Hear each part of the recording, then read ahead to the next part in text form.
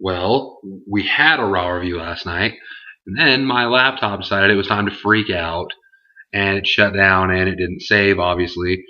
So I just let my laptop just let it ride out all night. I said, "Hey, you just calm down. We'll try again in the morning." And apparently it's working right now, but it was working fine last night too. So we'll see if we can get this up. But this will be the Raw review for June 25th, 2013, even though it's Tuesday now. And before we get started, remember to keep sending your questions in for the next Q&A this Wednesday. It is my turn on Q&A. Hashtag Ask Justin. So tweet it to us or just go to Jake's Q&A a couple videos back, comment on there, or inbox us on YouTube. That works too. So this starts off the Daniel Bryan promo. He's basically talking about how he's going to prove again how he's not the weak link as everyone thinks he is, which brings out Orton since they're the opener. They're going to fight first. Orton comes out and he's just like, no more talking. Let's just fight. They start to brawl. This match ends up ending up in a double DQ outside the ring. You know, they're just brawling, going hard. This leads to Daniel Bryan going backstage. He's like, hey, I want another match. No bullcrap. I have to make him submit or pin him to, feel like I'm doing my thing. So Vicky's like, okay. Brad Maddox just looking like a beast in a medium shirt. Then we got the Rhodes Scholars taking on Sheamus and Christian. This time they gave Sheamus a partner because last week it was a handicap match and it didn't end well because, like I said, it was like one of those times where you're like, whoa, two guys lost or two guys beat one guy and it was a surprise. This time they gave Sheamus a partner in Christian. Sheamus gets the win here. Not a real surprise. Sheamus is a quarter of our boy. I don't know if the picture with Colby. Yeah, that's wore off for me. I don't like Sheamus again.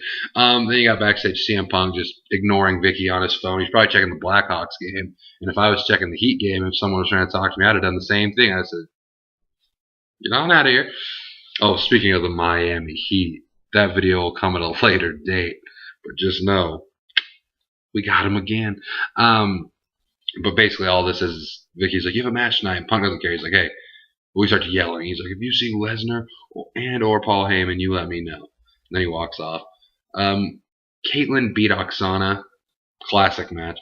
The best part, AJ comes out dressed like Caitlyn. She just has I don't know, some puffy stuff on or whatever. And she's just acting like Caitlyn. All my theme songs made in GarageBand and crap like that. And then Big E comes out dressed like,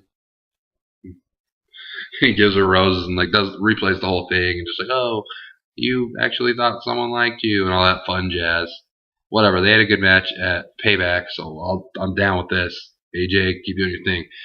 Then we got Jericho versus Del Rio. I have not cared less about a match in a long time. This was we didn't watch it. I'll be honest. We just kind of did our own thing during this. Jericho ends up winning by DQ because Ricardo ends up coming and hitting with a bucket, which brings Dolph out. Dolph sort of makes the save. Then he ends up hitting zigzag on Jericho, I guess, because Jericho laid Dolph out on SmackDown. I don't watch SmackDown, so I don't know. But that's what happened tonight. I do know that. Best part of the show, WWE 2K14 cover reveal. People are in the house or making guesses of who it is. I'm like, you guys, come on. 2K are some smart dudes.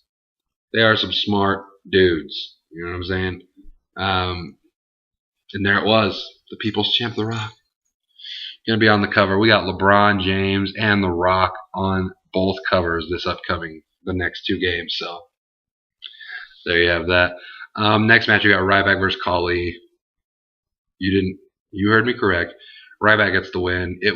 I'll admit it does look cool. People say Khali's worthless. He is, but if he can do one thing, it gives a cool effect when someone lifts him up. So when Ryback lifts him up, it looks pretty cool. Then we got our one, and just one, and it wasn't even that long, our one John Cena segment of the night. He comes out and basically says, hey, Mark Henry's a disgrace to all retirement speeches like Shawn Michaels, Edge, Ric Flair, all that stuff. He's disgracing everything. It's unlucky for him. It's still whoop-ass season.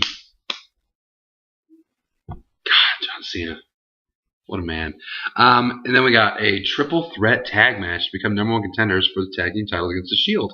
You got Tons of Funk coming out with some random guy. That was hilarious. Against the Usos versus 2MB, I guess. The Usos, because Heath Slater's way too big for the tag division. Come on. The Usos get the win, which is cool, especially out of the three. And then the Shield, their music hits. They come down the stairs a little bit, just kind of pose up there.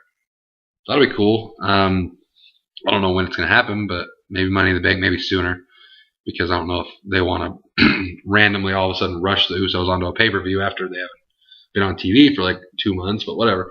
Then you got Paul Heyman coming out, and he's like, hey, Punk, I know you've been looking for me. I just want to do this face-to-face. It seemed right.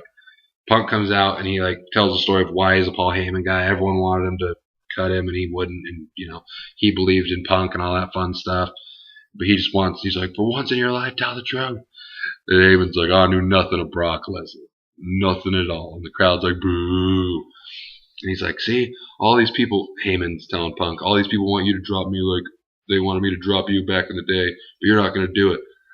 And he's like, what did he say? There was one line he said, he would never represent anybody against CM Punk, even Brock Lesnar. And Brock Lesnar's not going to like that, but that's between those two. And then they ended up hugging it out, which leads to a confusing match of CM Punk versus Darren Young of Primetime Players. Darren Young gets a very close 2 count in this match, which surprised me, but CM Punk ends up making him tap out for the Anaconda Vice. Then he's jumped after the match by Titus O'Neil, but Curtis Axel comes out and makes the save with Paul Heyman, so it looks like obviously Paul Heyman sent Axel out there.